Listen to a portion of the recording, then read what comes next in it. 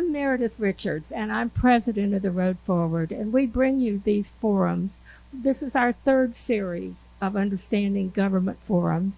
We're calling it this year Know Your Government. And there's only one purpose and one mission to what we're doing, and that's public education. And we're here to talk about the foundations tonight of local government and some of the ways that it evolved, why it can sometimes be quirky and hard to understand, what the constitutional foundations and the legal foundations are, and anything else you want to ask.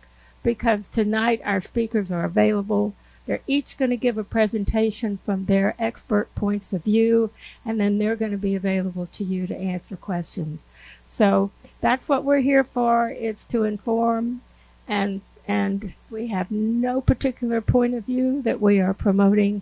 We choose our speakers not for their points of view, but for their expertise, and that's why we're here tonight. This whole series is about learning about government from the people who know the most about it, and very often those are the public servants who have been working in government.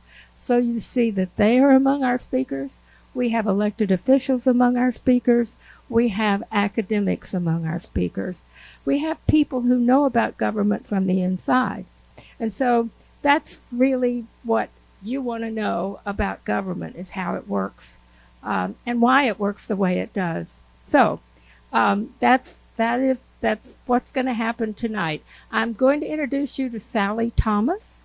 Sally was on the Albemarle County Board of Supervisors for 16 years.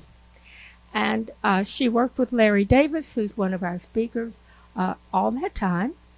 And before that, she was with the University of Virginia as one of their government outreach representatives. And she was president of the League of Women Voters. And she was on the county school board. So she knows whereof she speaks when it comes to local government. She's going to be introducing our speakers. There are two things I want to point out to you before we get started. One is we're passing around sign-up sheets. If you would like to receive email notices of each of the forums before they happen, and more information about the speakers and what the forum's about, please put your name and your email on the sign-up sheet. We're not putting you on a mailing list where you're going to get all of our notices about all of our events and all that. I promise you that. We keep a separate sheet for people who want to know about these forums. And in addition, on your seat is information about every upcoming forum and the dates. They're all here. They all start at 7 o'clock. And they all are going to be really mind-blowing. So, and with that, thank you. Hi, I'm Sally Thomas, and welcome to you all who came out on this dreary evening. And besides that, you're going to be on television, so the back of your heads at least. Probably that's it. I always get a bit amused at the fact that I was on the Board of Supervisors many years, because when I was in college, I was very interested in the workings of government, majored in government, and only ever got a C, which is in graduate school pretty much a failing grade, in one course, and it was the course on local government. So ever since then, but anyway, then I grew up and came to Charlottesville and started a family and all of that, and decided local government is really where it's at. It's local government that really determines our quality of life. It determines how we can get things done. It is one of the things that's nice in this community. It's small enough so you feel like you can get things done, and large enough so it's significant when you have gotten something accomplished. So I guess I don't need to convince you all local government's important, or you wouldn't be here tonight. We have, I think, a really interesting program ahead, but I thought to help the speakers a bit, I might ask a few questions. Like, just raise your hand. How many of you live in the city currently? Oh, okay. How many live in Albemarle County currently? How many have lived in both the city and the county over the period of your lives? Okay. And any from outlying counties? Okay. How many from any of the outlying counties? Okay. that might be of some help to our speakers. We're very privileged this evening to have both a practitioner and an academician. So I think it's going to be interesting to see the different approaches the two take to the question of what are the underpinnings of local government in terms of the laws that let local governments function and restrict sometimes what local government can do. Richard Schragger has asked to go first, and he is a professor at the University of Virginia Law School and teaches courses in ethical values, actually, is one, and things like race, law in the southern city.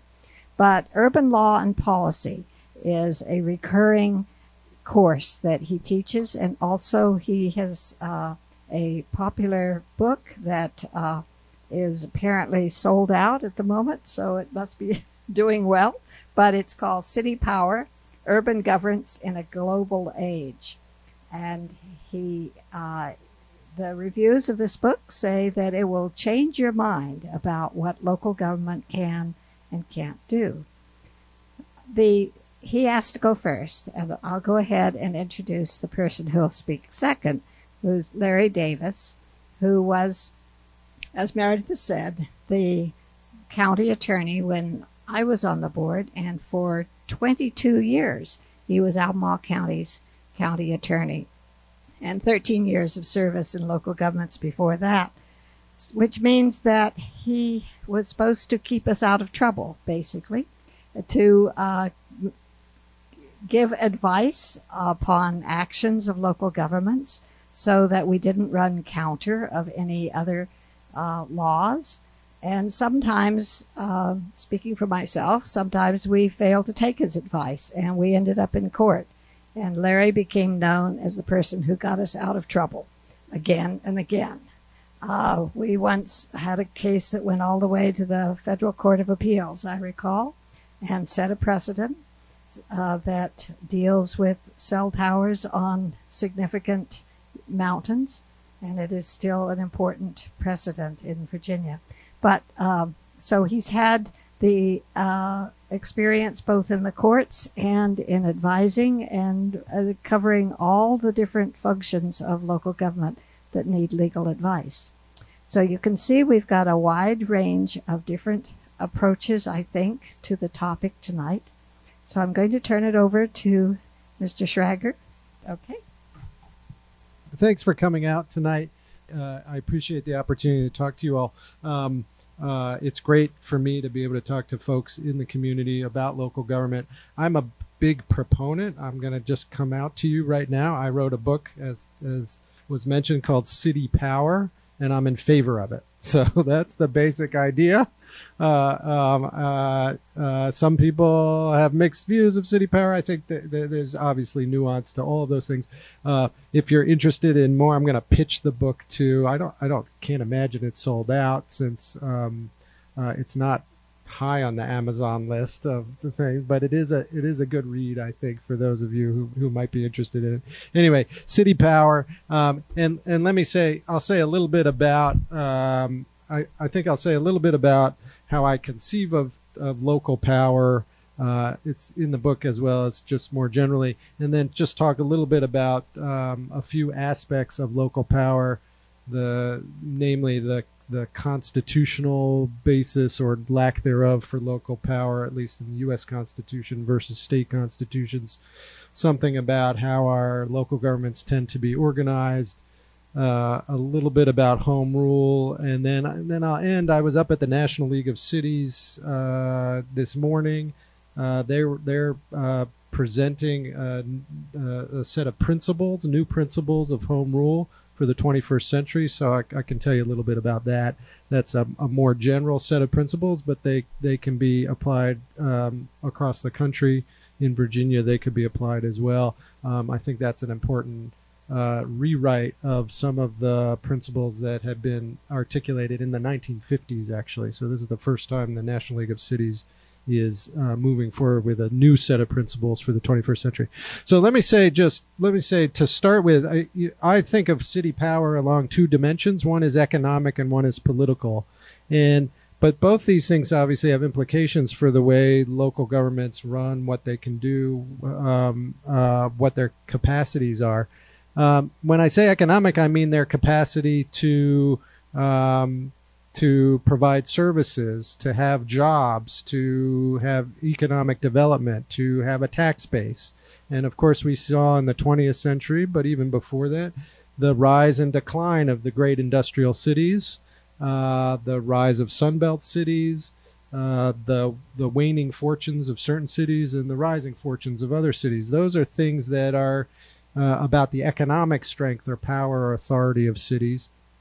We've seen in the last 25 years, that is more recently, an urban resurgence. So what has happened, and we've seen this quite evidently in Charlottesville, but lots of other places too as well, places that were in deep decline, especially in the 60s and the 70s and the 80s, competing with suburbs that were growing, but the central city was declining. We've seen that reverse, and that has created opportunities. It's also created new tensions within various places. Gentrification is one of those tensions, but also the cost of living inside cities that were not particularly expensive before, that were desperate for investment.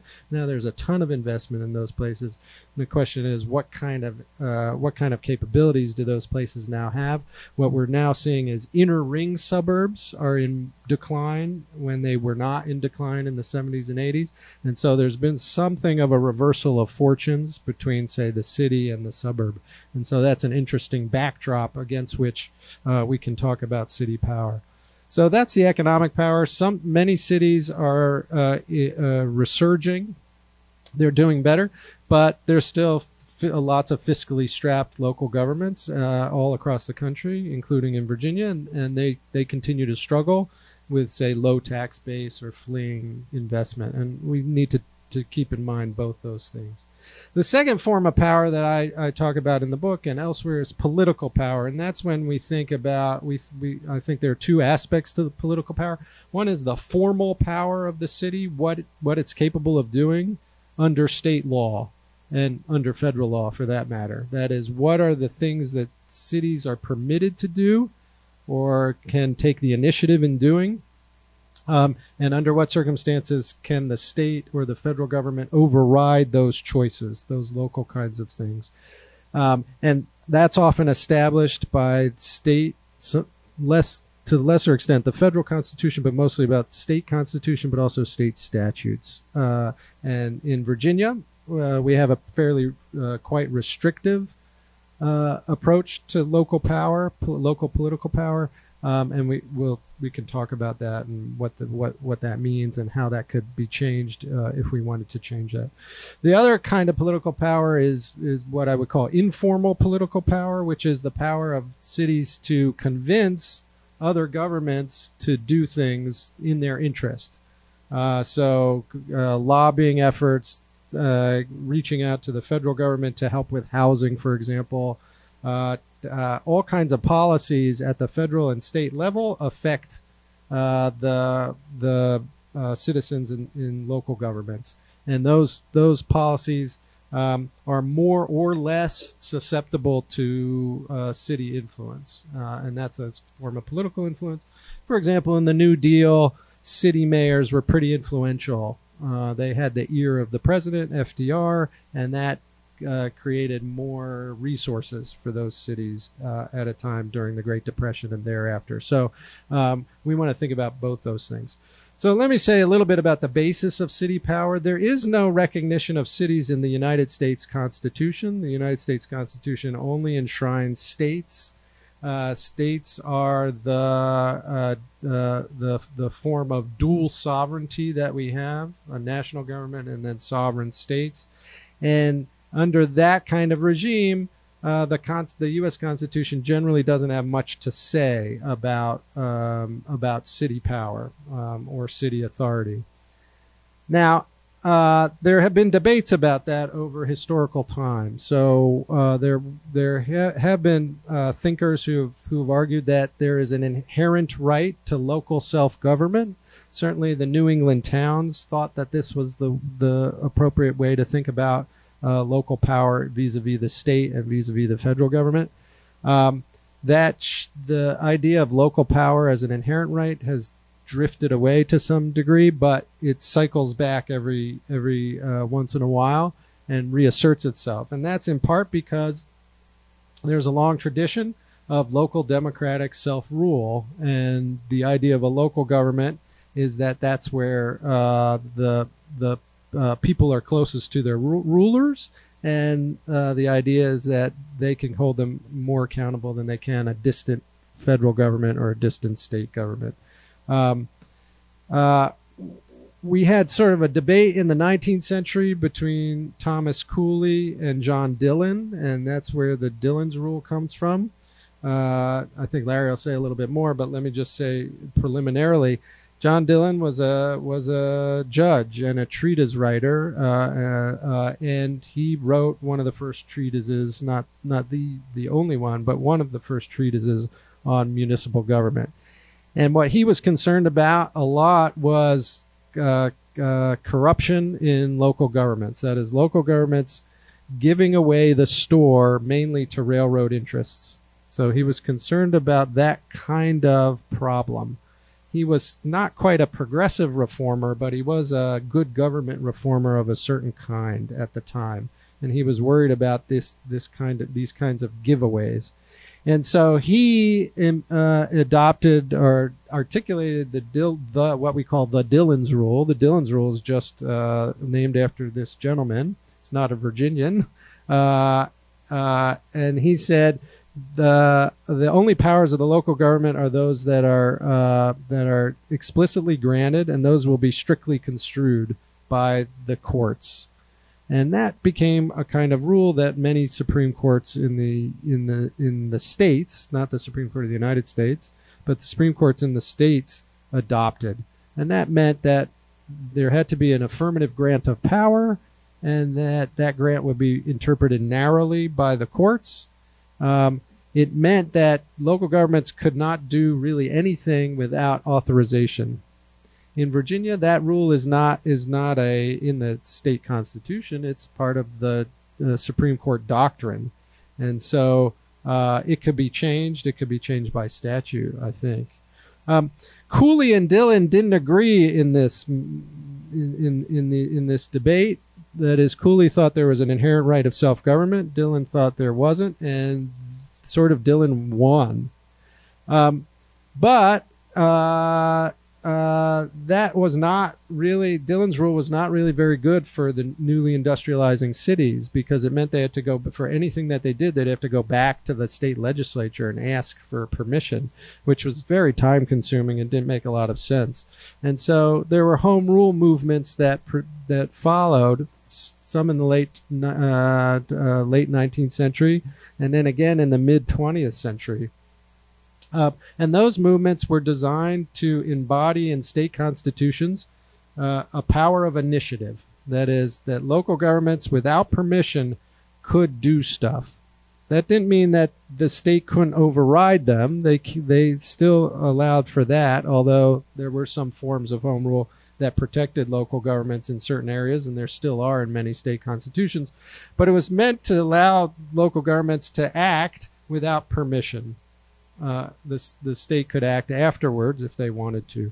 And most states adopted some form of that. And I think Larry will talk about some of that as well. And so Virginia did not. Virginia, in the 1971 big revision to the Constitution, which is the Constitution with amendments that we're really dealing with, the drafters put in a home rule provision, which is just one sentence. It's not long. It just says local governments shall have all the powers, basically, that the legislature has, which is just a grant of initiative. So go out and do your thing. If the state disagrees, they could still probably override it, depending on what it is. And it was rejected, but not with any fanfare. It just kind of quietly slipped away. and it's not clear exactly why. Let me say a little bit more about this history because I think it's quite interesting. And it goes back further than the 1971 revision. Home rule in Virginia, Thomas Jefferson wanted what we would call home rule today. He had advocated wards, as he's famously known for. So he wanted to break up the counties, which are fairly large in the state, in the Commonwealth, into smaller units. And the ward system was meant to bring governance closer to the people. And he never succeeded in doing that. And part of his initiative was to break up the power of the county, what was at the time called the county court system. And by court, I don't mean the court at that time in the 18th and 19th century was really the governors of the version of local government. They did judicial things, but they also did executive things. They also did legislative things. There wasn't a distribution of power. But the county court system was dominated by the elite planters. And Jefferson was an elite planter, but he also had a little populist streak, and so he thought we should break up this kind of institutional monopoly. In the Reconstruction Constitution in the 1870s, they tried this again with a township system, which they imported from the North. Townships were also supposed to break up the power of the planters in the big counties, or the county court system. And that they were able to do this until the end of Reconstruction, when the Democrats took over, and they reversed all of those things, which were supposed to be racially progressive, etc.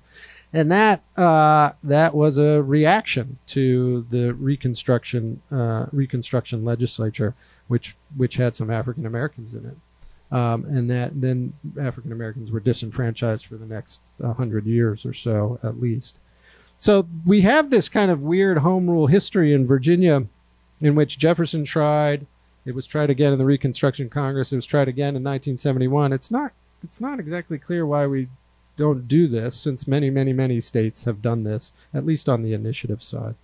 Let me say a little bit about the structure of local government, because I think it's also important. We have in Charlottesville a city manager or a council manager structure of local government. Maybe you're familiar with this.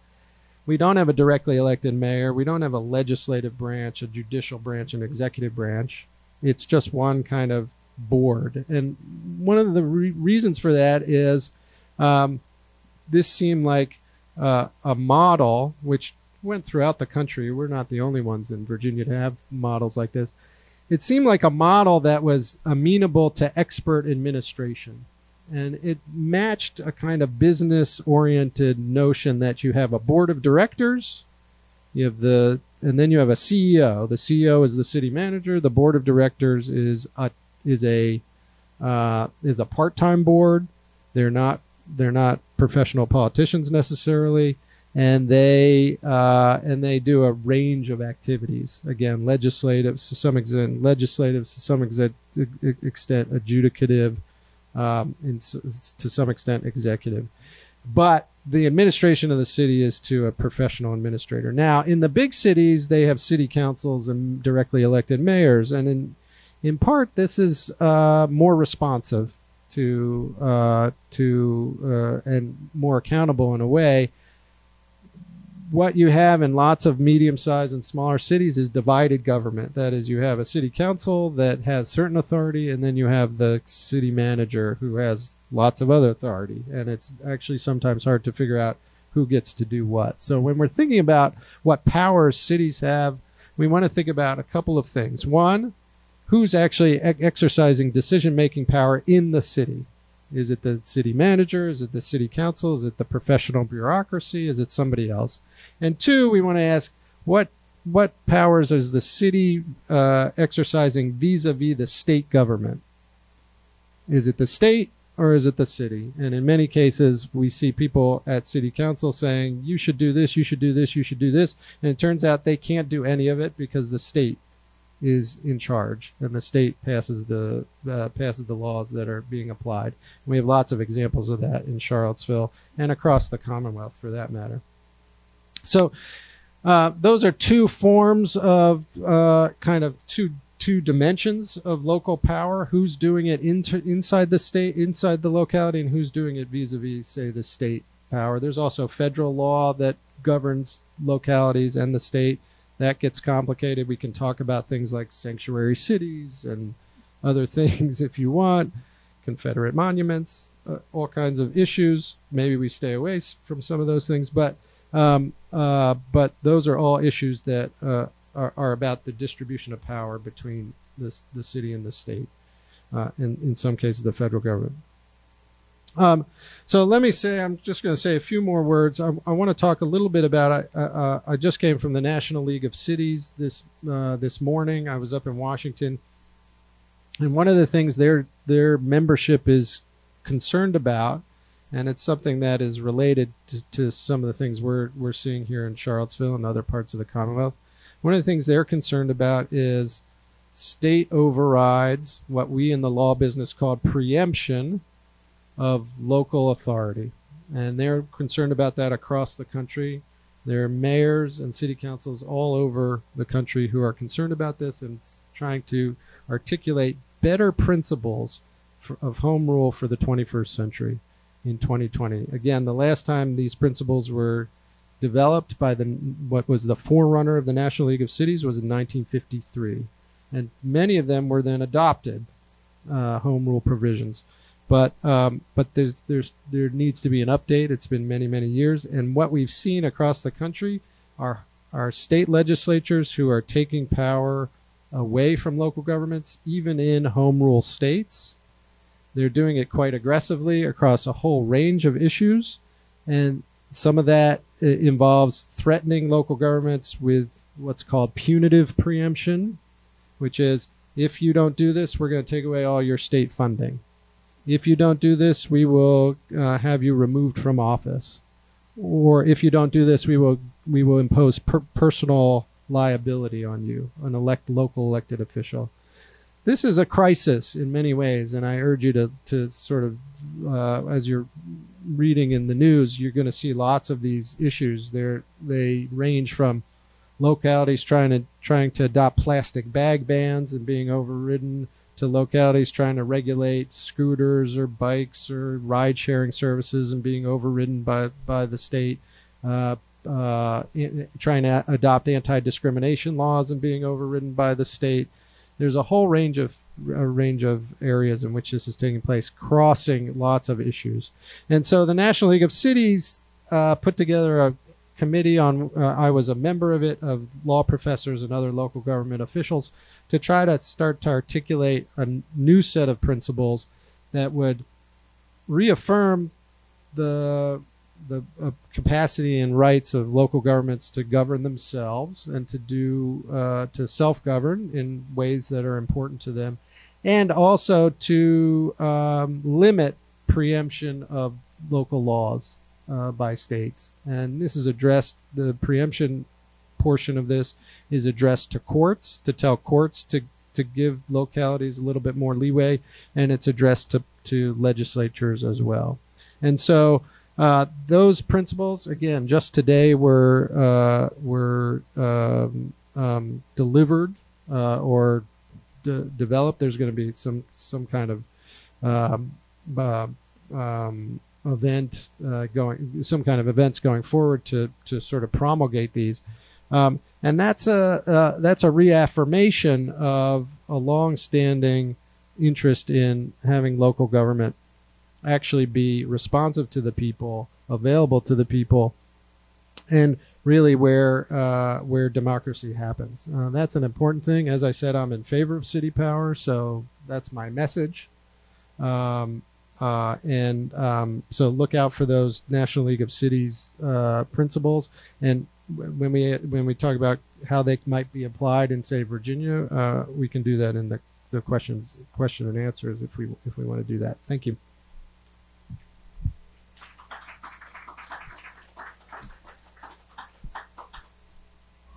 I do want to emphasize a little bit what Sally referenced earlier, and that is, as Tip O'Neill said back in the 1960s, that all politics is local.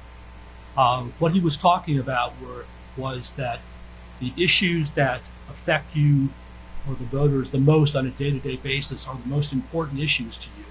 And if a politician can address those issues, he's going to be popular and he's going to be successful. And at the local level, it turns a little bit. It's not only all politics is local, but all politics is personal.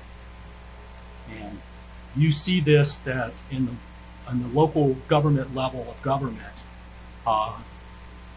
local governments affect the things that are most important to you generally on a day-to-day basis. The quality of life, the value of your property, how your kids are treated in schools, things that are important to you and your families. So with local government, you have a chance to really impact it because you look local government officials in the eye where you can. You can always email and tweet and petition, but when you stand before a local government and look them in the eye, you can make a really powerful difference. I saw in my career times when one person or a handful of people would show up at a meeting or meet with a supervisor and really make substantial impacts on how an issue is going to be addressed and how important it's going to be treated. I probably sat through literally thousands of hours listening to constituents address local boards of supervisors. And I can assure you that it is powerful and it's important. So what is local government in Virginia? As Rich has alluded, it has its earliest roots really in the colonial days of the 1600s. At that time, the centralized government was England and Jamestown, and today it's Washington and Richmond. But it was the same issues. It was impractical for people to deal with local issues from that far away. So in order to deal with services and local and government and judicial responsibilities, you had to have some type of a local government structure. And it began with one city, the colonial capital of Williamsburg, and 8 counties. And amazingly, they were structured then much like they still are today. And the structure of local government has evolved in a pretty unique fashion in Virginia as compared to other states. As Rich mentioned, the United States Constitution doesn't even mention local governments. Local governments are solely a creature of state governments as reserved to states through the 10th Amendment of the United States Constitution. So when you look to find local government powers, the first place to look is in the Virginia Constitution, which in Article 7, Section 2 of the Constitution of Virginia specifies that the General Assembly has the authority to, by general law, to provide for the organization of governments and to provide their powers and their boundaries and how they can be consolidated and dissolved. And as a result of that authority and the general laws promulgated pursuant to that, today we have 38 cities, 190 incorporated towns, and 95 counties. And since the Constitution of 1871, Virginia has formally recognized what's called an independent city. And that's an important concept to understand. And it's largely unique to Virginia. In fact, there's only 3 cities outside of Virginia that are independent cities: Baltimore, St. Louis, and Carson City, Nevada. So all the rest of them are in Virginia. So what's an independent city? Is, you know, in that context, an independent city in Virginia has its own jurisdictional boundaries, separate and apart from the jurisdictional boundaries of a county. They have a completely separate tax base. City residents pay city taxes, and they don't pay any county taxes in Virginia. And county residents pay county taxes, and they don't pay city taxes. In an independent city, the city is solely responsible for providing all the local services. And likewise in a county is responsible for providing all the local services. They separately elect officials. City residents don't vote in county elections, and county citizens don't vote in city elections. And then the separate part are towns, which are a little bit different. In towns, you actually do share the tax base. Towns are parts of the county's tax base. And towns jointly provide services with a county. And town citizens do vote in county elections. In Albemarle, you may be familiar with the town of Scottsville, which is an incorporated town. So it's a independent town located in the county. Some people think that Crozet is a town, but it's not. It's just an area. But if you look at the two, you wouldn't be able to tell the difference except by the historical significance of being an incorporated town versus versus Crozet, which is not. Under the Virginia Constitution, the delegation of powers from the state are vested in city councils, boards of supervisors, and town councils. And as Rich pointed out, the city councils are a thing that a lot of people don't understand because, again, in Virginia, they somehow are created in some unique fashions. Cities and towns in Virginia are granted their authorities through charters. And charters are like mini constitutions that the General Assembly approves for each city or town. And they set forth in those charters what they can and they can't do, how they're elected, how their powers are delegated to them. And each one can be unique. So each city, 38 of them, could have totally different powers. So it's hard to know what one city is doing compared to another city and what their limitations are, because it really depends on their charters. And Rich mentioned, for example, elected mayors. I think the only elected mayor in Virginia is in Richmond, and the rest of them are selected by the city councils. But so they're unique.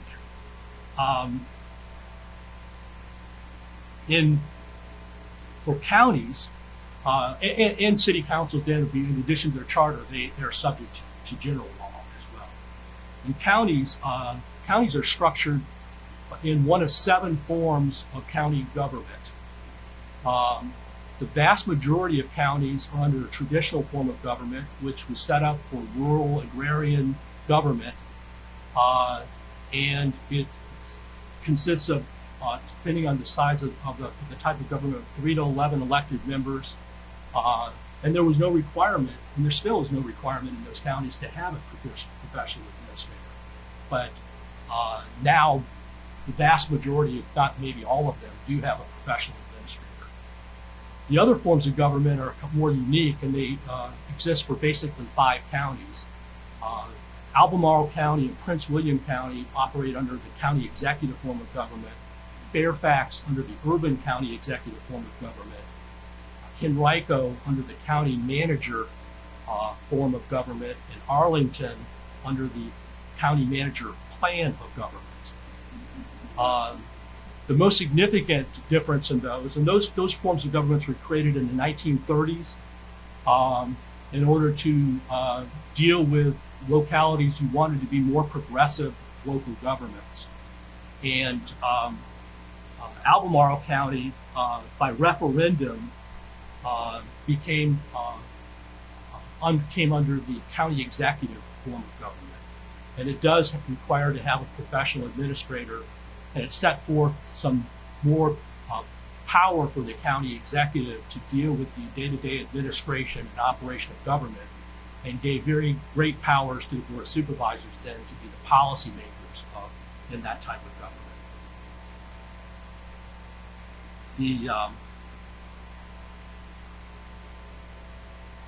General Assembly has granted localities a great amount of authority.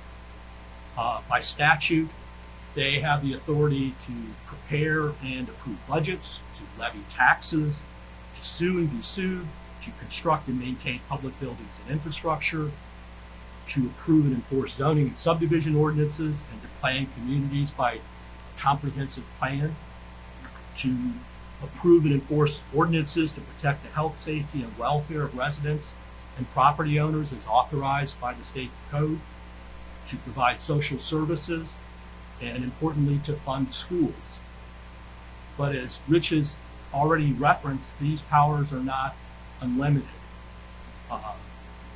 They cannot violate any United States or Virginia constitutional principles, and primarily, and not primarily, but importantly, not due process or equal protection, which are obviously things that are of great concern.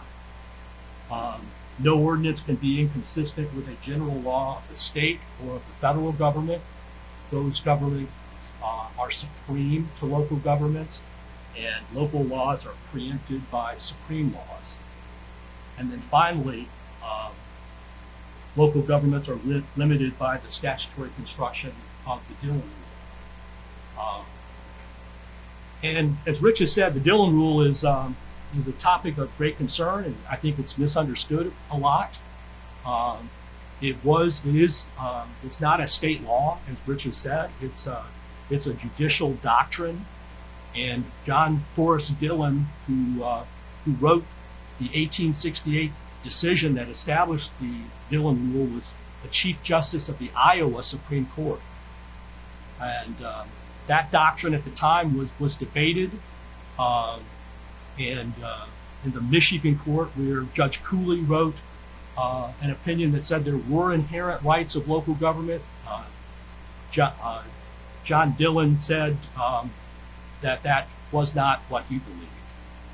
And that was debated back and forth in the late 1800s until in 1903 the United States Supreme Court upheld the Dillon Rule in favor of restrictions on local governments. And it was debated more in the early 1900s, and finally in the 1923 the Supreme Court again approved the Dillon Rule. And since that time, it's been integrated in local government law. It was actually first recognized in Virginia in 1896 in a Virginia Supreme Court decision.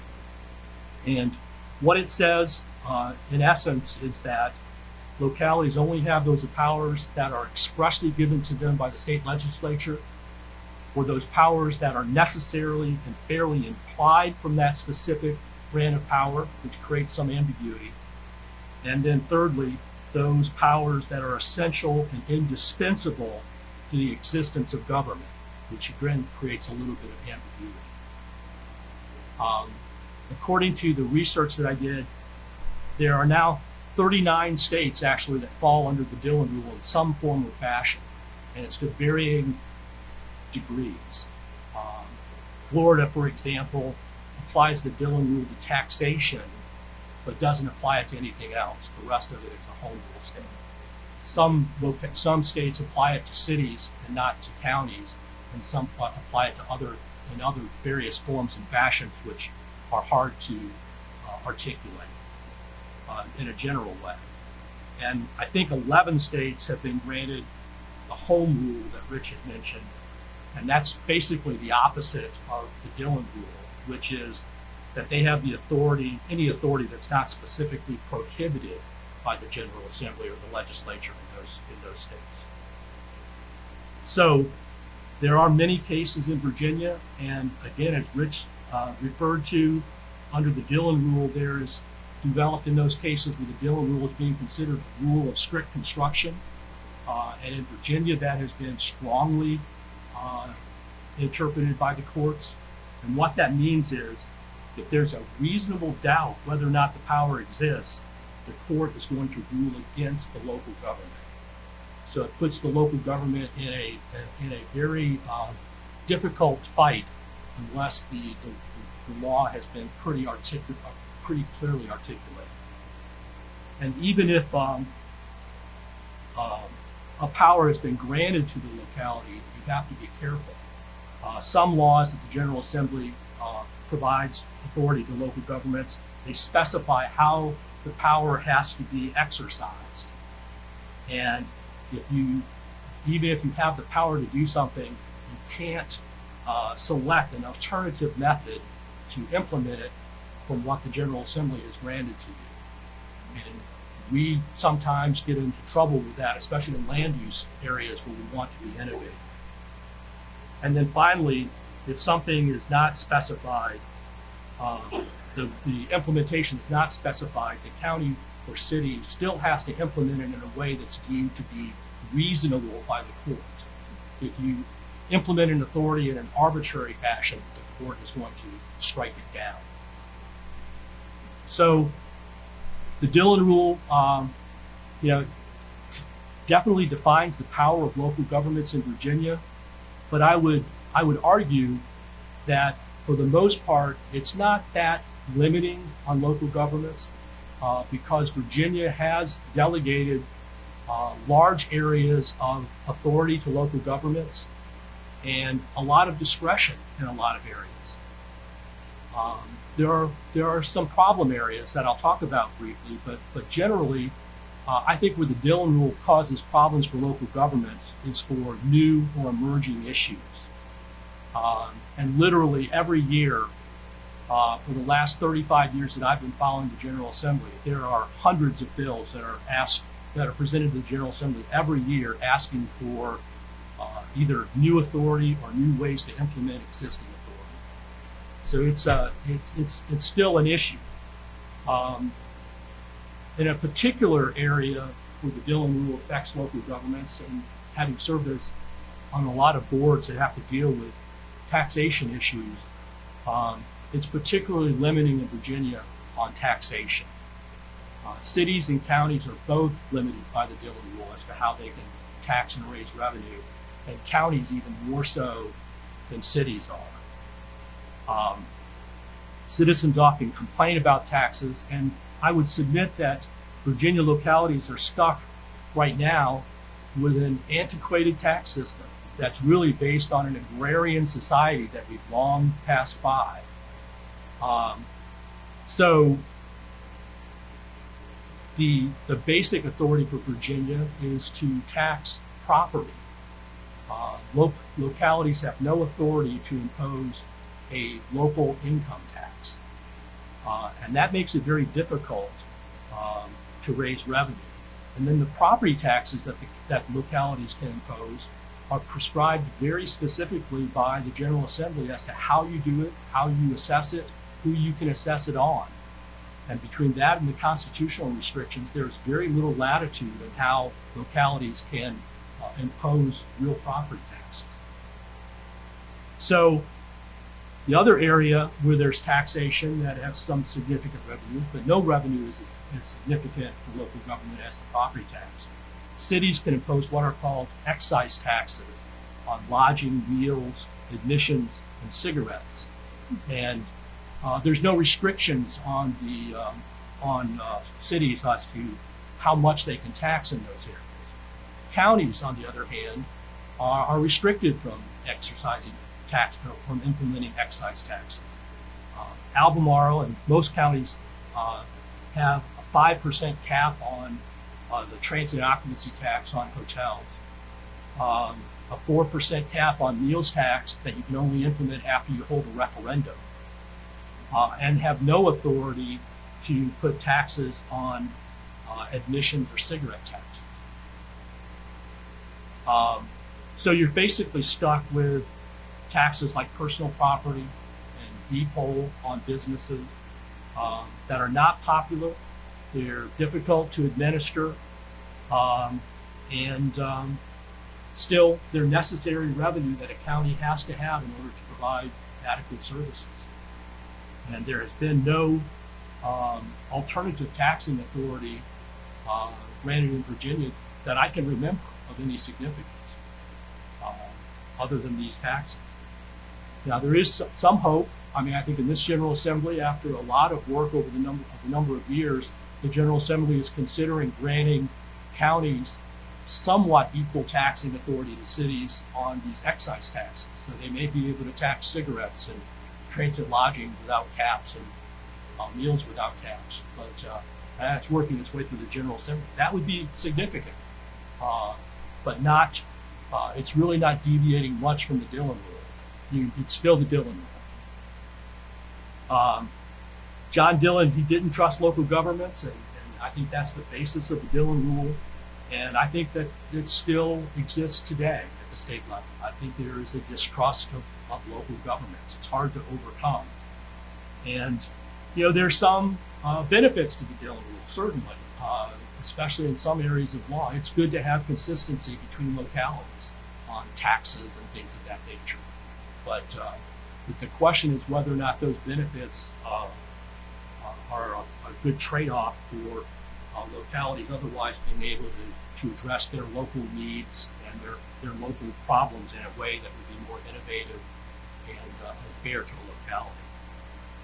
So the Dillon Rule survives. The other part of local government I want to talk about just real briefly is our constitutional officers. Constitutional officers are required by the Virginia Constitution and the state law. They're actually legally independent of local governments, and people oftentimes are confused about that. But they're the constitutional officers are the clerk of court, the treasurer, the commissioner of revenue, the Commonwealth's attorney, and the sheriff. And they're directly elected by voters. Again, they're legally independent of local governments. They're funded by both the state government and substantially by local governments. And it's a very complicated relationship. The clerk of court, who's responsible for maintaining the land records at the courthouse, court functions, and things like marriage licenses, they are in every locality.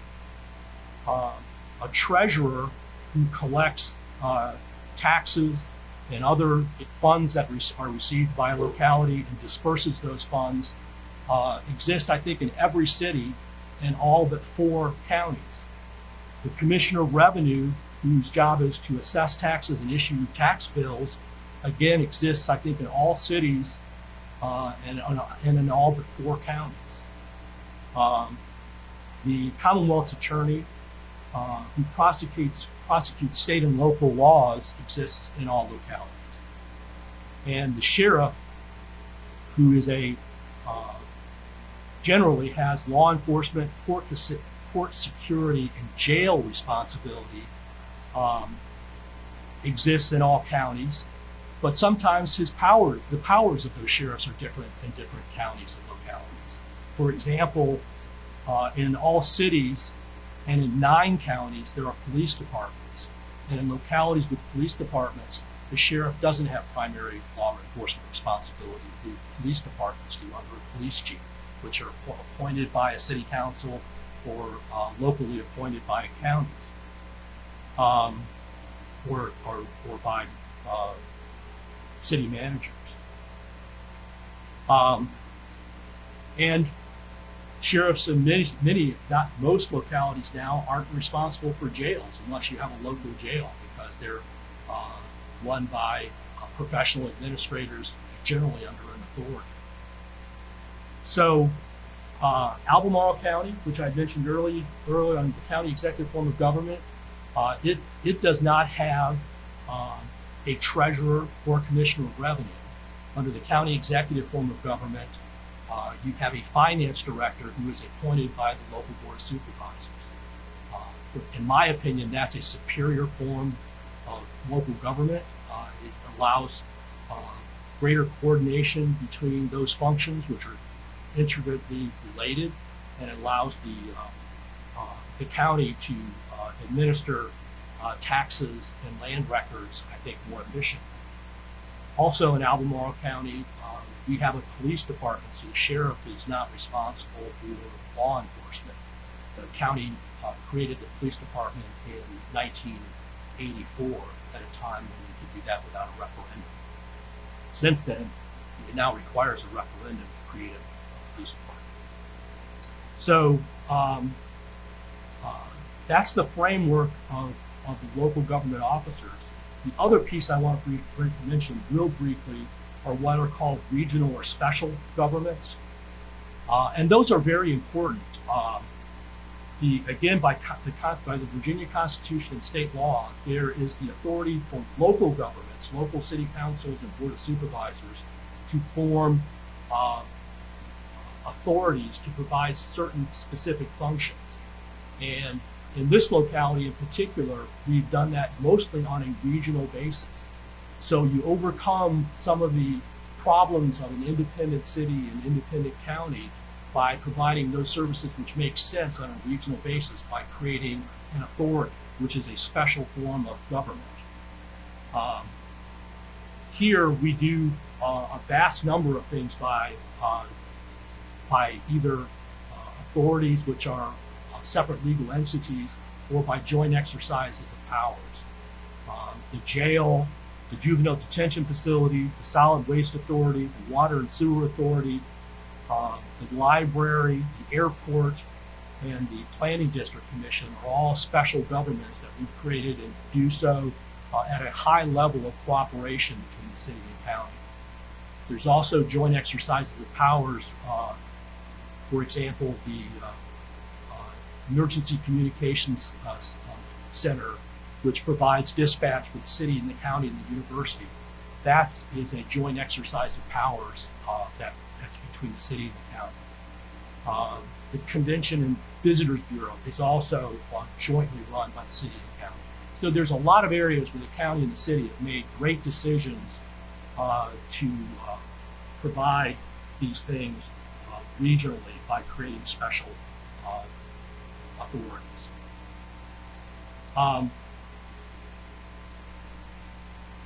So the question I think we were asked to talk about is how is local government working in Virginia? And that we could talk all night about it, but I'll try to reel it in a little bit. As you heard, independent cities and counties in Virginia is unique. And a lot of people will now argue that it's not ideal, that this experiment in Virginia, which is different than every other state, maybe is not the right way to go. But the history of it is very interesting. The independent city structure from colonial times to now, I think, was based on the premise that cities would provide urban services and the counties would be rural areas where generally these services weren't needed. And that worked for a long time in Virginia, amazingly well in Virginia.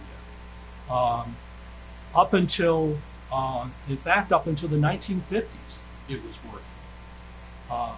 As populations urbanized in the counties, the system worked basically without much conflict because there was a legal process called annexation, which was implemented by law in 1902. And this was a judicial process in which a city could petition a court to grant it jurisdiction to take the parts of the counties that were urbanizing. And it would then incorporate those parts of counties into the cities and create new boundaries.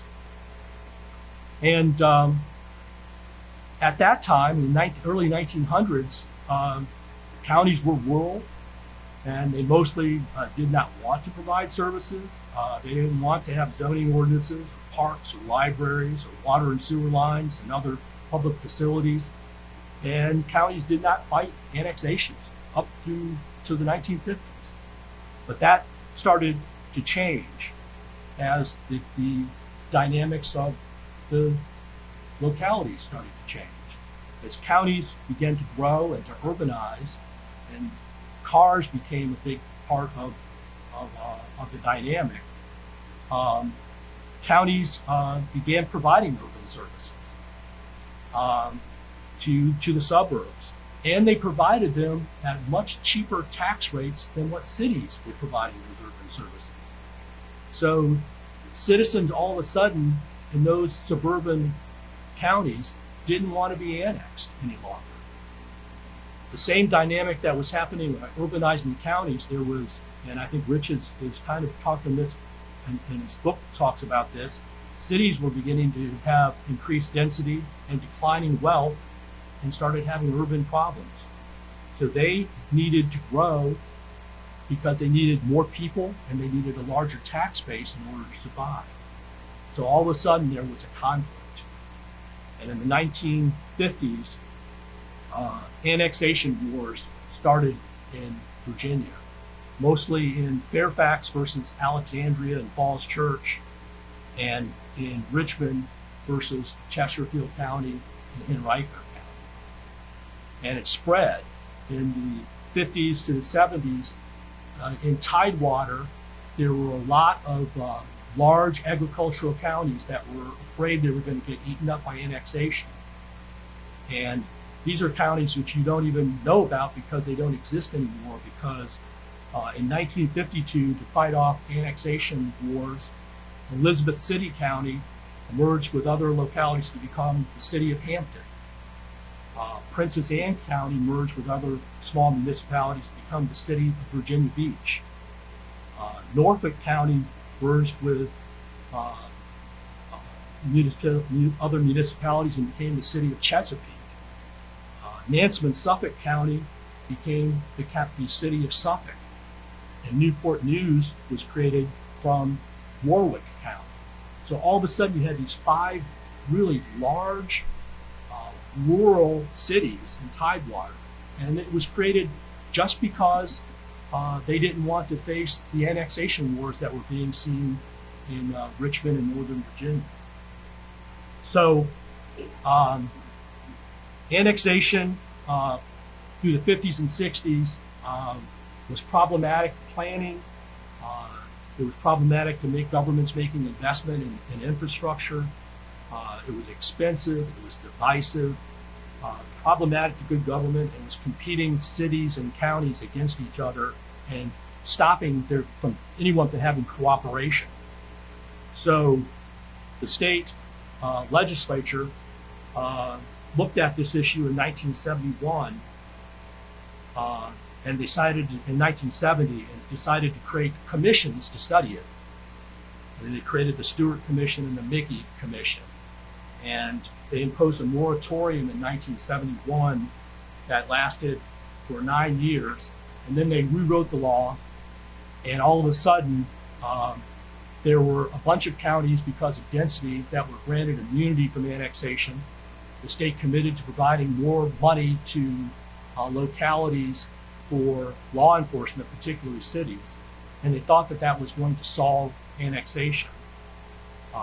And to some extent it helped, but there were still 24 counties that were left potentially subject to annexation by 25 cities. And not surprisingly, the year that the moratorium ended, annexation wars broke out again. Harrisonburg was annexing Rockingham County. Fredericksburg was annexing Spotsylvania County. James City was being annexed by Williamsburg. Stanton, Waynesboro was going after Augusta County. And locally, Charlottesville was trying to annex Albemarle County again. And the reason for that introduction is that I want to talk just a couple of minutes about the revenue sharing agreement, which I know you've all heard about and love to talk about. 1980, here's the snapshot of Albemarle and Charlottesville. The county tax rate was 67 cents, and the population was a little over 55,000 people, and it had grown from 37,000 people in the prior 10 years. So Albemarle County was growing at a fairly rapid rate. The city tax rate in that snapshot was $1.13, almost twice the amount of the county tax rate. And it had 39,900 people, and it grown by only 1,000 people in the last 10 years. The county in 1980 was in the midst of a comprehensive downzoning of the county, trying to implement a bold new growth management strategy. In December of 1980, they in fact downzoned 95% of the county to protect the rural areas, which were 95% of the county, and to try a growth management strategy of focusing growth into 5% of the county in what we call growth areas, primarily around the city of Charlottesville. So here we were in 1980, what the city wanted to do, they wanted additional land that was vacant so they could grow people. They wanted additional tax base so they could grow revenue.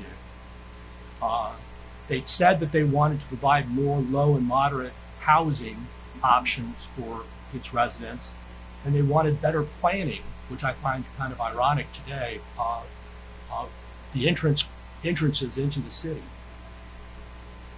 Of course, at the same time, the county was becoming much more sophisticated, and it wanted to have stability to plan and grow and invest in its urban areas. And the county citizens did not want to be annexed and pay a doubled tax rate. And they wanted to have controls over their schools. So the annexation that was proposed by the city was basically to annex large areas of the county along 29 and the Pantops to grab a lot of the commercial tax base. And they proposed to annex those areas, which would have given them about 9,000 more people, and they proposed that they would have a 20-year moratorium on annexation, and then they would be able to annex again. The county didn't like any of that, and proposed an alternative, smaller annexed area, which was rejected by the city. And then there was discussions about something that was not done before, which was a revenue sharing agreement wrapped around sales tax, where the city and the county would share sales tax, and that was rejected. So there was about 2 years of negotiations going on in 1981, 80 and 81, and behind the scenes, a solution was being vetted about a different kind of revenue sharing agreement. And finally, after 2 years of negotiation, in January of 1982, there was consensus that a revenue sharing agreement wrapped around a somewhat complex formula, but simple to calculate, would provide a possible solution to the cities and counties' areas of disagreement. And I'm not going to go into great detail about the formula, but basically the city and the county both agreed to put 37 cents of their tax rate revenue into a fund, which was called a revenue and growth sharing fund. And then that revenue is going to get distributed based on the relative value of the assessed property in each locality, the population, the relative population, and the relative real property tax rate. And the 37 cents figure, it was plugged into a formula in order to generate $1.3 million of revenue to the city, because they wanted, that was their bottom line demand, was that they wanted to have $1.3 million payment from the county in 1983. That equated at the time to about 10 cents of the county's tax rate. And the county, for various reasons, thought that that 10 cents was not totally unreasonable, but they wanted to make sure going forward that they would never have to raise the tax rate again in the county to pay for revenue sharing. So they wanted a cap on that 10 cents. So realizing that they would have to raise the tax rate once in 1983 to pay for it, they didn't want to have to do it again in the future. They also wanted to make sure that the agreement was in perpetuity, so that they wouldn't have to deal with this issue again. The city originally wanted to have a limited life of it, and the county was the one, or the entity insisted for it being in perpetuity. By a nuance of state law and constitutional law, because that agreement constituted long-term debt, it required that there be a referendum in the county. And many people in the city were skeptical that the county would pass a referendum that was going to require them to pay 10 cents more in the tax rate. But by a lot of education led by the League of Women Voters and other significant players Uh, the referendum was held, and surprisingly, it was improved by 63% approval rate. So the city and county avoided a costly legal battle, which in those years usually lasted 3 or 4 years and would cost millions of dollars. The city avoided the possibility of losing that litigation and not getting anything. The city avoided having to pay for the annexed areas, because in those times the cities were always had to reimburse the county for the urban infrastructure that had been paid for. So the city could have been ordered to pay millions of dollars. And most people at the time felt that there was going to be no net financial gain to the city for at least 10 years. And the city at that time was under some very significant fiscal constraints, and they wanted the money immediately.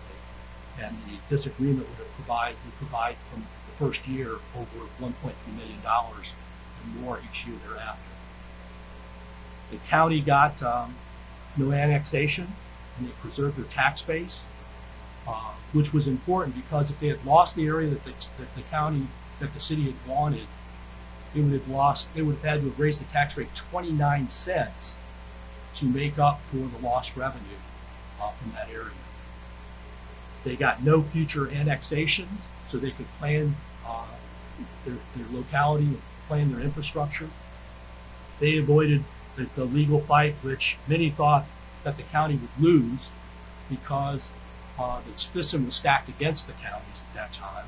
The Commission on Local Government was biased for cities. The court precedents were mostly favorable to cities, and it would have been a very difficult case for the county to defend. The city might not have got everything they wanted, but the county probably would have given up something. And the county got to cap on the payment so that they would never have to raise their taxes again to pay for the revenue sharing. So what happened after revenue sharing? That's the thing that most people always question about whether or not this deal was a good deal. And what happened was that because of all these annexations that happened after the 1980 law, the General Assembly again was asked to look at whether or not annexations were working in Virginia. So they commissioned another commission, this one called the Grayson Commission, which was Delegate Grayson from Jones City County. And they imposed a moratorium on annexation starting in 1986. And that moratorium was supposed to only last till 1990. But between 1986 and 1990, there was no consensus on how to resolve annexation and city-county problems.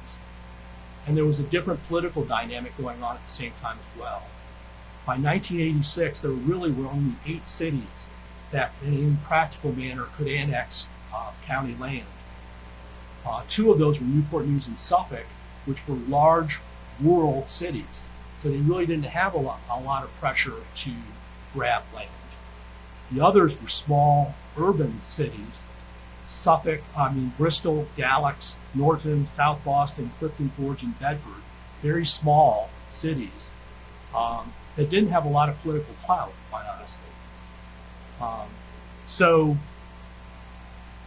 the moratorium that was created in 1986 has been extended now, and it's been extended to at least 2024. And I submit that even if the moratorium ended, it wouldn't have much impact, because there really are very few localities that would be available to annex counties.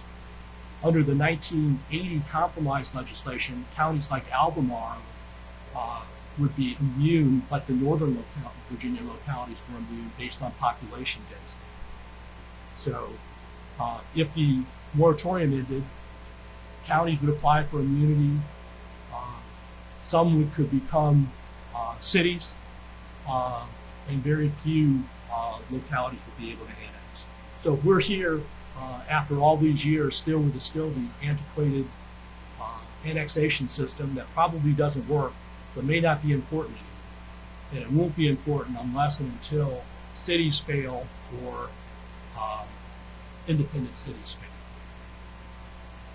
So The final point I want to make briefly is so what's happened with the revenue sharing agreement since 1983. The first year, the county paid the city about $1.3 million. In 2011, it paid the highest amount, which was about $18.4 million. And next year, the city will be paid a lesser amount of about $14.5 million in revenue sharing. The tax rate today in Albemarle County is 84 cents, and the tax rate in the city has dropped from $1.13 down to 95 cents from the time of the revenue sharing. The county has slow managed growth. It has large urbanized growth areas and urban services. It's protected the rural area, has a AAA bond rating, which means it's a highly rated financial situation, and it's a vibrant community. It's increased its population almost double to almost 110,000 people since the revenue sharing agreement. The city is growing. It has healthy commercial areas, the downtown mall, the residential areas. It's growing. It's increased by about 10,000 people in population since the revenue sharing agreement. It also has a AAA bond rating and it's a vibrant community. As we've talked about, there's a lot of cooperation. More cooperation probably than the other two localities in the Commonwealth. There's also a lot of tension, and that usually happens when we're discussing how each locality must pay for providing cooperative services and what those services look like. But is local government working in Virginia and in this region? I submit that it is. In spite of independent cities and counties, and in spite of the Dillon Rule, these localities in our region are vibrant and are working. Lots of problems to deal with. Probably need more tools to deal with those problems, but I would submit to you that local government is healthy and working in this area as compared to almost any other region.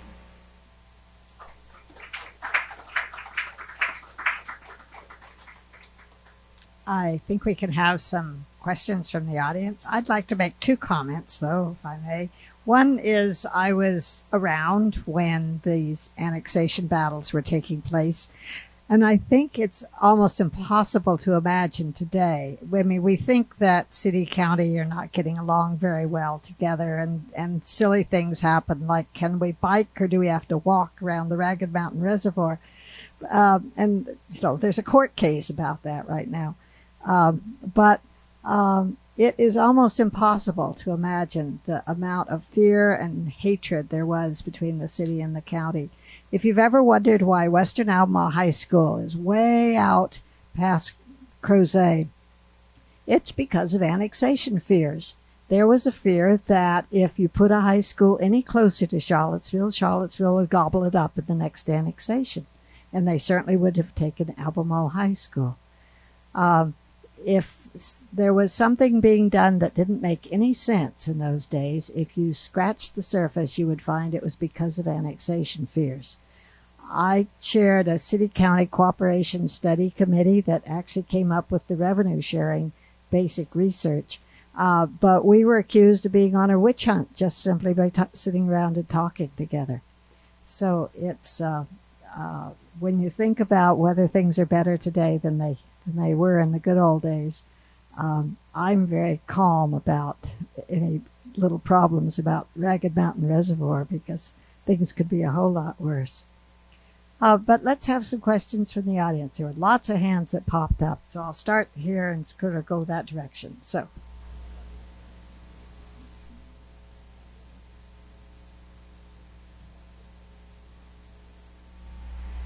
Well, you know, I think that in urbanized counties, you can't tell the difference of where cities and county lines are any longer. So I think the issue of equal taxation, which is has long been something that counties have thought were important to them, just so that they could not rely so heavily on the real property tax to provide the same services that they're providing now. So I don't think that it would have much of an impact between cities and counties at all. I don't think. I think that what it would allow it would be either providing funds for some additional services in counties or to lower the real property tax rate by some margin.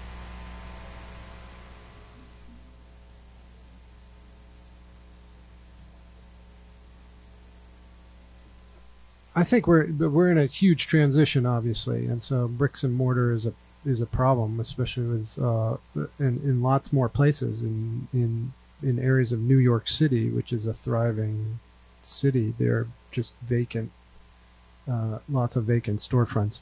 One of the things we don't do very well is we don't reuse the spaces that exist already. So you get a kind of a retail brownfield phenomena up 29, for example. So you build a brand new mall, but there's an old mall sitting there, and we've got Fashion Square, which seems to be in quite serious decline.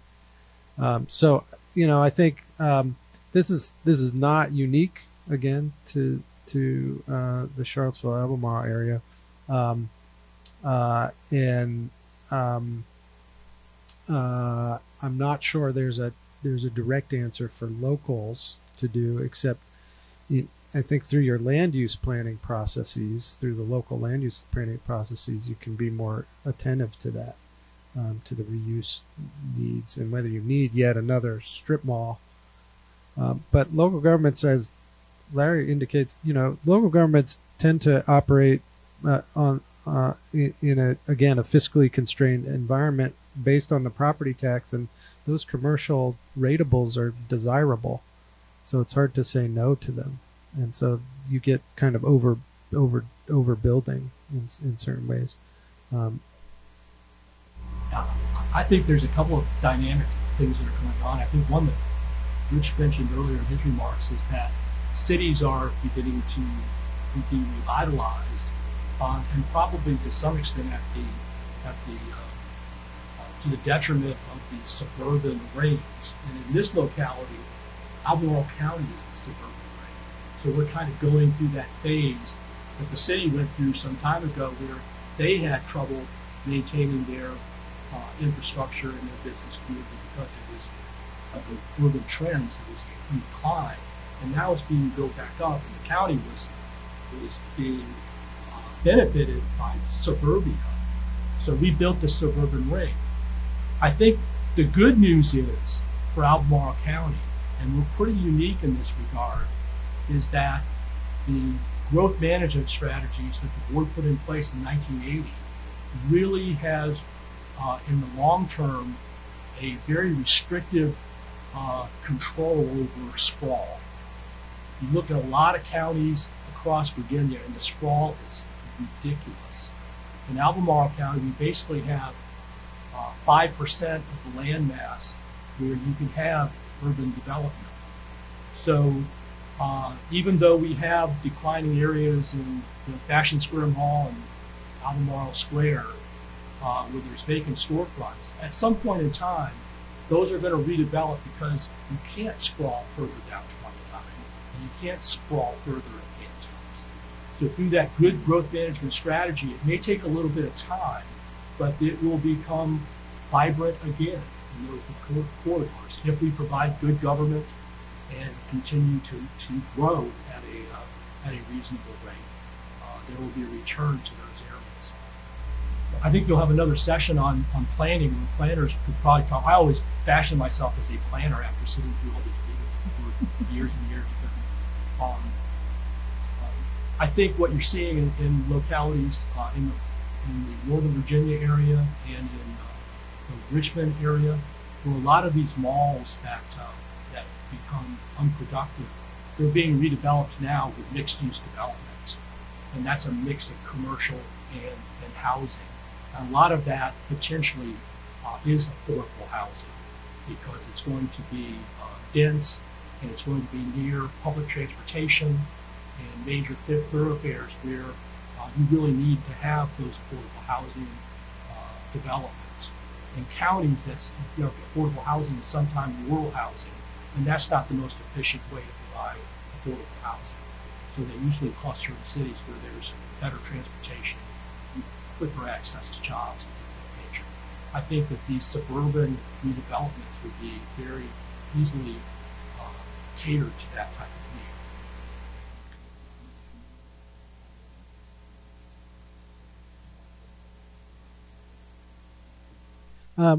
I think that's that the idea that a city should be able to pay its councilors or set the salaries for the city council is an important incident of self-government. The current pay scale is quite low, and one of the problems with that is it might exclude people who can't afford to spend that much time doing that job and also make a living.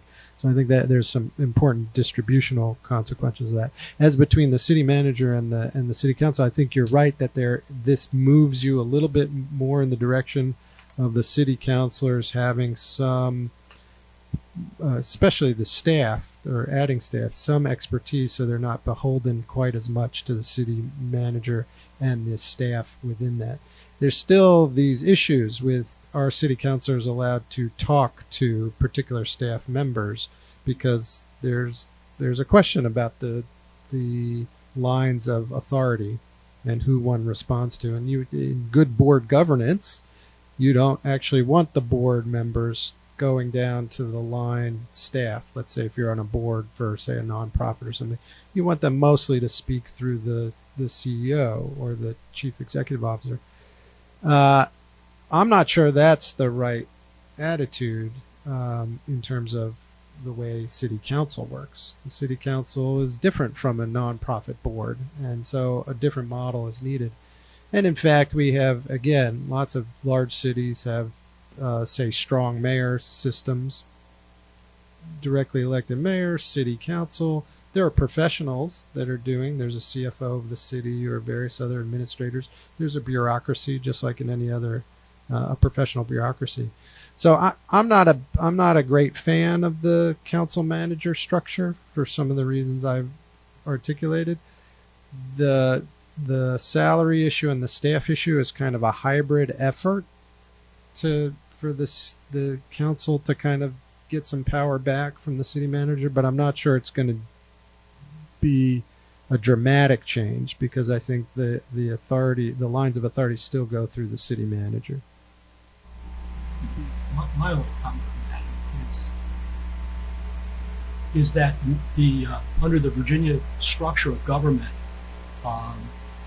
the power of city councils and of board of supervisors is not vested to any individual.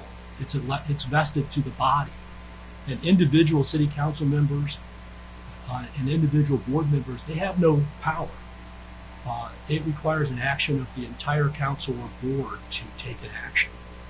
And sometimes when people are investing too much time trying to run a locality rather than to move policy issues through a council, that's problematic under the system that we have.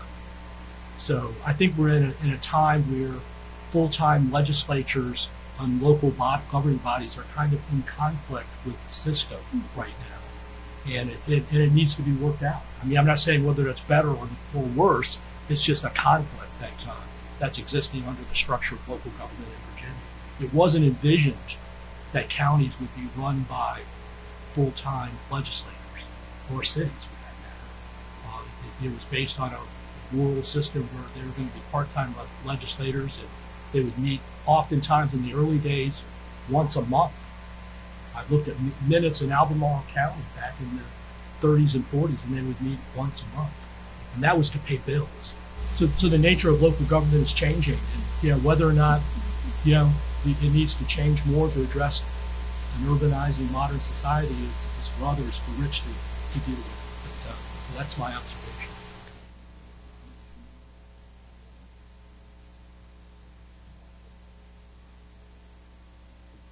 So I hope there's an appetite for change. I don't know if Larry agrees with that. I mean, I'm fairly clearly an advocate for home rule in Virginia. I don't think it will solve all these problems. There's still preemption. The state can still override lots of things. But it just seems silly to me. As Larry said, there's hundreds of bills. I think there are 900. Somebody said there's 900 bills that come through the legislature. Not these are passed bills. I have to think a large percentage of those are just authorizations. So, for example, a charter change for Charlottesville to be able to set its salaries is just a special law for basically for Charlottesville. That seems crazy. So I'm working with folks in nationally who are thinking about this in various places. Again, one of the few states that has such a strict Dillon's Rule is Virginia, and has no statutory or constitutional grant. I think you could do it statutorily. You just adopt language that says we repeal the Dillon's Rule. I think the thing in Virginia is people are nervous about change. And so, and also legislators are nervous about opening the door to larger changes. And once state legislators have power and can exercise it, it's hard to get them to relinquish that power. Unless they think, and I think this is the case actually, unless they think power will shift in the state legislature to a different party, in which case then both parties have an interest in devolving power down to the cities. If the cities, and many are getting more energetic about that, continue to push, I think you could get some political energy for that. And we see a little bit of it in my discussions with some state legislators. What you see is folks looking at particular issues and saying that doesn't make sense, right? Why can't the locality do this? And then they start to realize, well, there's a lot of things that don't make sense in terms of who's exercising the power. But you also have to explain to folks that that doesn't mean the state is done with regulating. They get to do all the things they used to do. It's just that on new issues and novel issues and difficult issues, you can let the localities get there first, do some work, see if it's working out. So I don't see why you wouldn't, in a sensible system, you wouldn't have a system designed that way, except that it's hard for people to give up their political power. My observation is that change happens very slowly in Virginia, and especially in areas regarding local governments. And I agree with Rich that the Dillon Rule could be changed statutorily. It's really the only way it could be changed. I don't think it's going to be changed in a judicial decision. That precedent is pretty set. But even changing it statutorily would be very complicated, and that's because there are volumes of the state code which now set out authority for local governments or restrictions on local governments. And I don't think that there will be a bill that says there are no longer any authority or restrictions on local government. I think that those volumes of areas are going to be preempt any local authority, even if there was a Dillon Rule. So it would be in the emerging areas where it could be first introduced, and I could see that perhaps happening, but I don't see I don't see a wholesale repeal of Title 15.2, which regards the powers and authorities of local government. Yeah, in my experience, I would argue that it's going to be exceedingly difficult. I think Larry mentioned distrust as a reason why the state controls the local governments, but there's also so let's see, somebody does something in they control local governments, particularly in Northern Virginia, were controlling wineries and how many parties they could have. And the wineries were unhappy with these controls, and so they got their wineries association to lobby the legislators and told the legislators, had nice big parties for the legislators, and had them out to the wineries and pointed out that what a wonderful thing it could be for them to be able to have more of these parties and more often. And the legislators said, yeah, that sounds like a really nice thing, and this has been a really nice party. And so then the next thing we know, the legislators have said what local governments can do with controlling wineries and their parties. Now that's a gross simplification of what happened, but it happens again and again. I used to work for the University of Virginia, and if you wonder why the University of Virginia keeps having to change the percentage of out-of-state, in-state students or the number of students, it's because the legislator's favorite child didn't get admitted to the University of Virginia, and so there ought to be more in-state students. And so this becomes probably a budget item, not probably a law written into the laws of Virginia, but something that nevertheless controls something like the institution of the University of Virginia. Or billboards placements.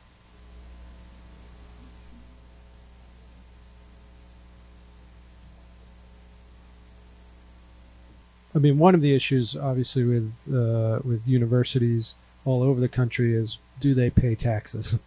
And there are obviously private entities and public entities that don't pay taxes, and so across the country there are fights in Pittsburgh, in New Haven, in Cambridge, right, about all this land that's off the rolls.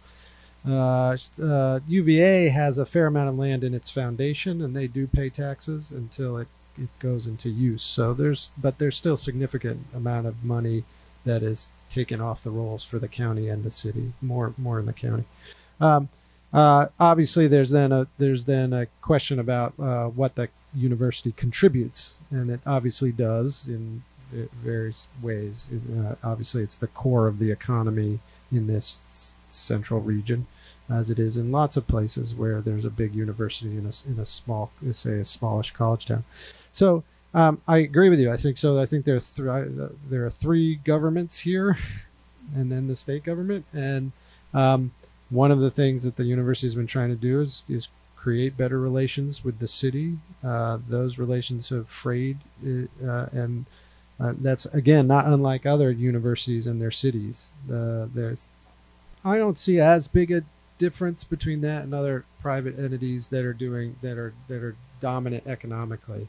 That it is a state entity means it is subject to the whims of the legislature, and so what you see in fact is a similar home rule problem. Mm-hmm.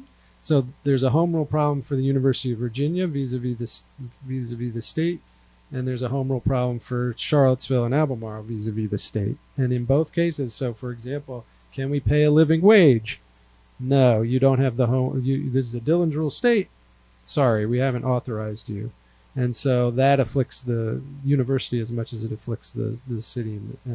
I don't think the university as qua state entity changes necessarily the relationship it has with its neighboring local governments. Those relations also have to be negotiated.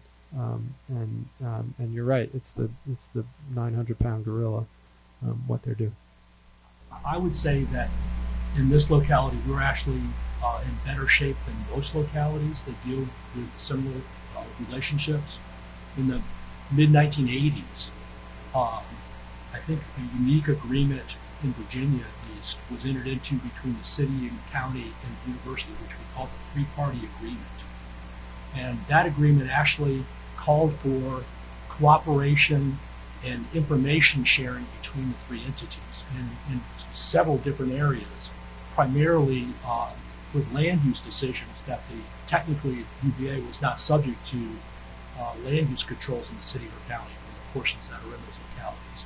And for some areas, they agreed to be subject to our land use laws, which was very important to us. They also agreed, as Rich mentioned, to have their foundations pay taxes for lands that's not being held for educational purposes, for research purposes.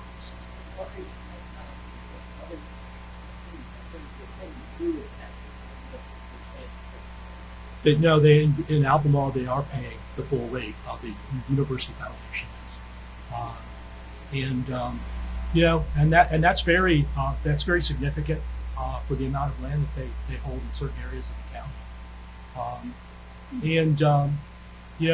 There were agreements wrapped around in that agreement also that they would not do anything to harm the others without consent or discussion, and that's been very helpful in some areas, maybe not as much as we would totally like, but that was all wrapped into this unique agreement, which doesn't exist, for example, in Blacksburg,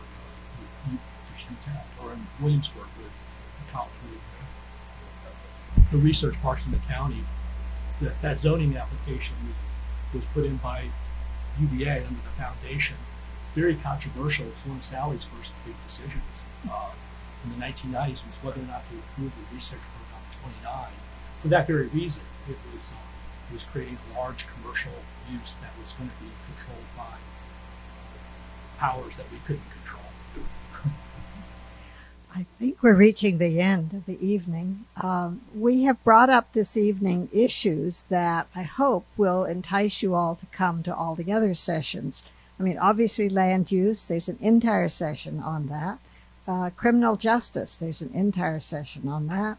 Schools and state government and city-county university cooperation is another program. So you couldn't have asked questions that led us on to our other sessions any more skillfully than you did. So thank you. And I hope that we'll see you all again. And do note that the third session is actually on a Monday night instead of a Wednesday night, just in case you put this on your continuing calendar. And thank you, gentlemen, very much for our very interesting evening.